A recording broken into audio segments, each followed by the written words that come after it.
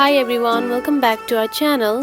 In today's video, I'm going to show you how to close the PayPal account. It is a very simple and easy process, so let's dive right in.